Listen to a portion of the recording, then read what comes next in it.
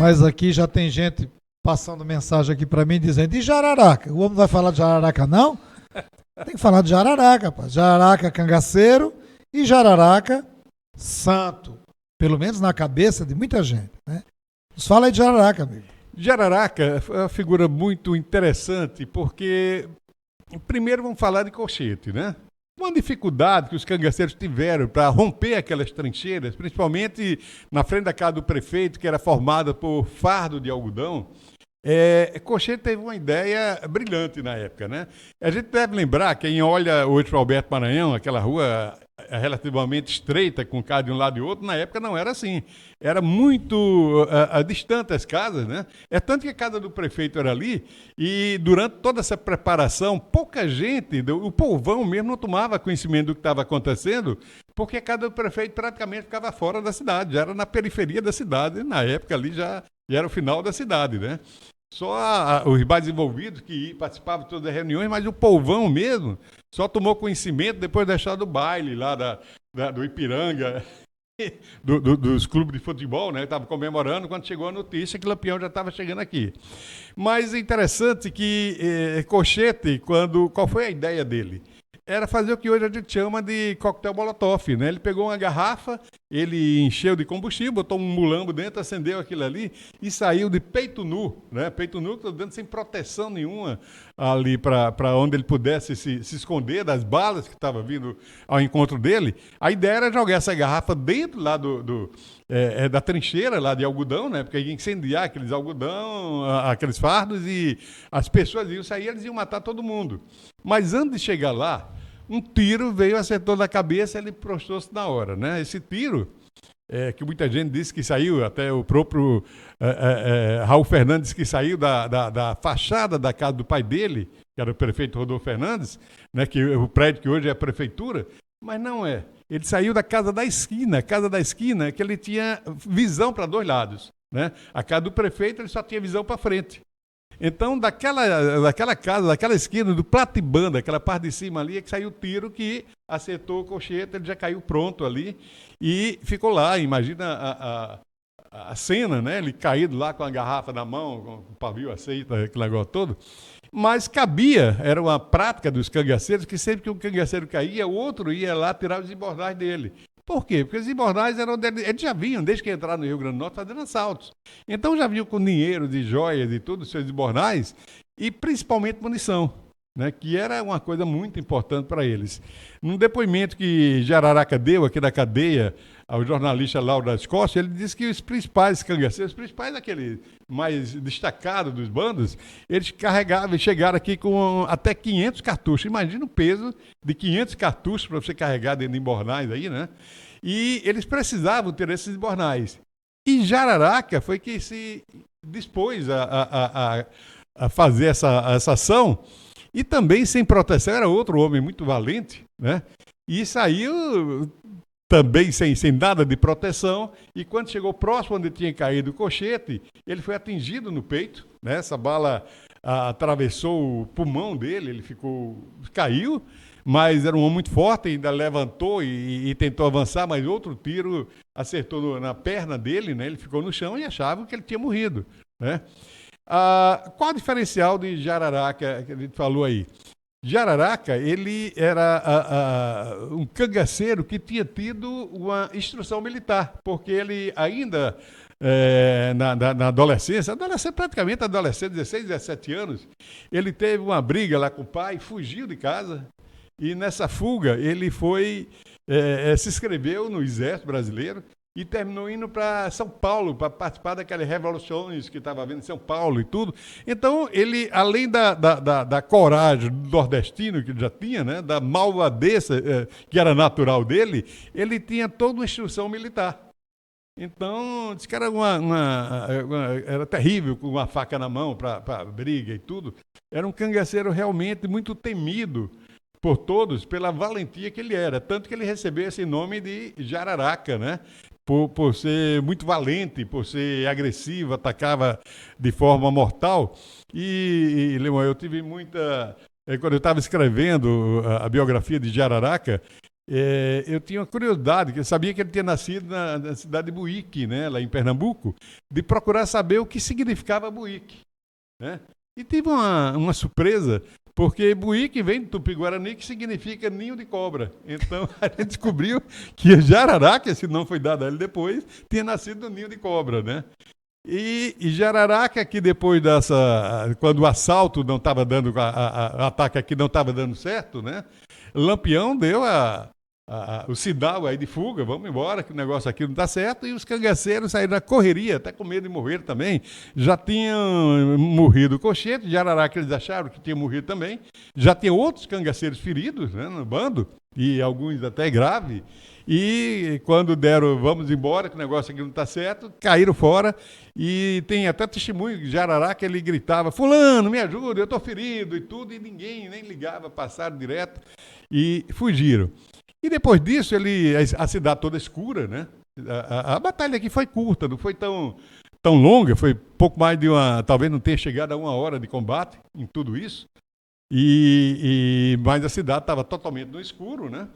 E, aproveitando essa escuridão, ele conseguiu se arrastar, passou ao lado da casa da igreja e tudo.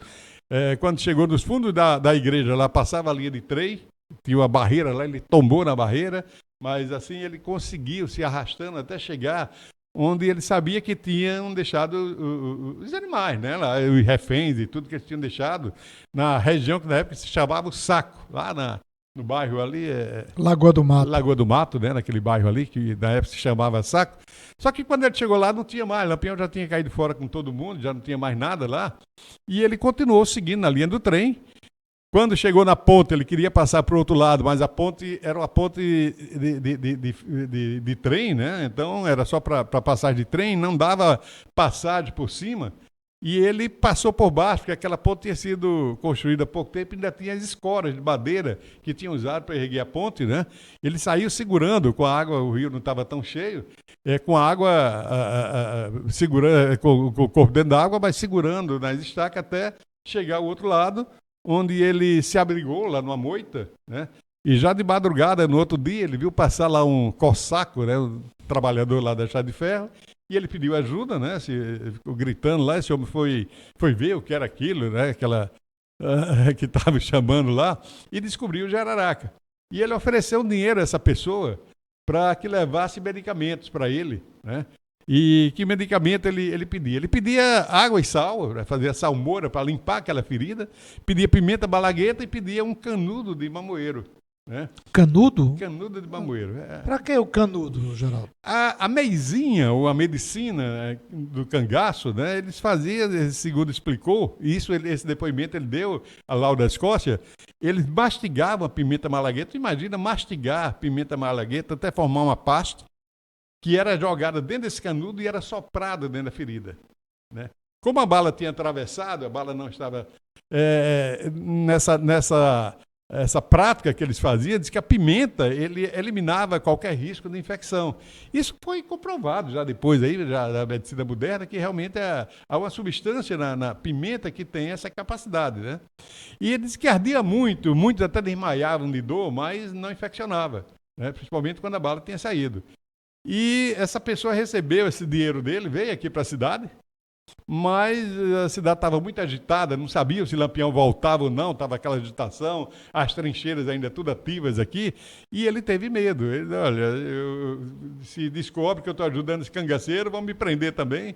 Então ele preferiu ir para a delegacia, contou ao delegado que tinha encontrado esse cangaceiro que estava ferido e pedindo ajuda, né?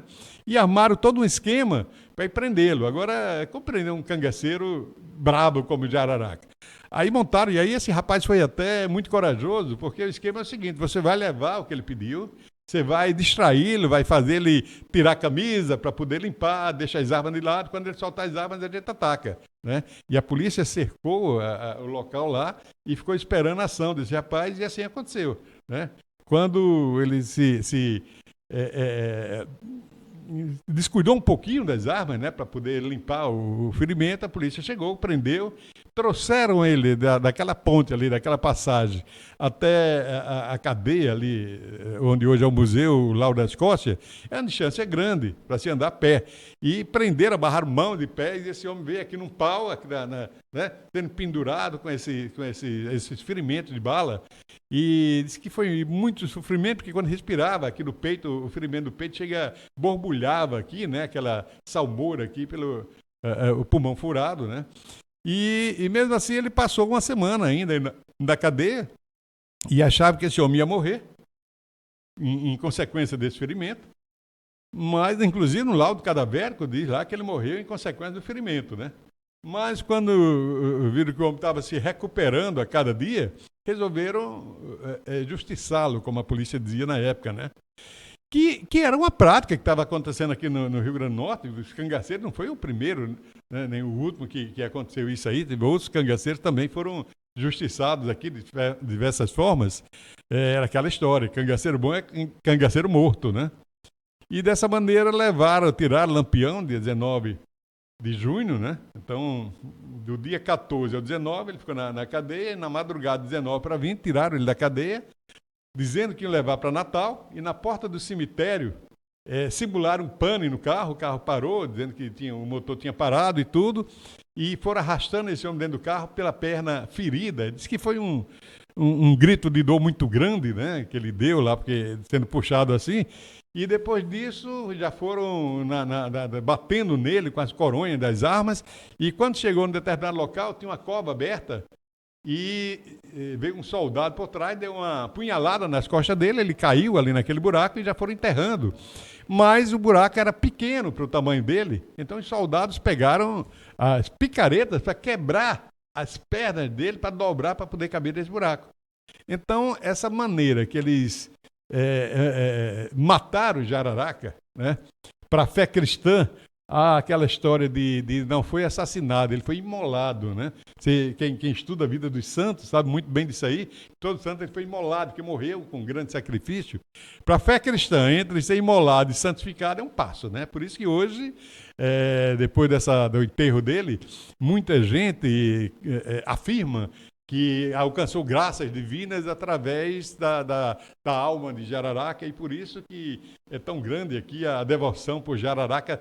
São Jararaca, o José Leite, né? José Leite, né? Porque por essa prática cristã, que sempre que alguém morre com um grande sacrifício, ele passa a obrar milagre, né?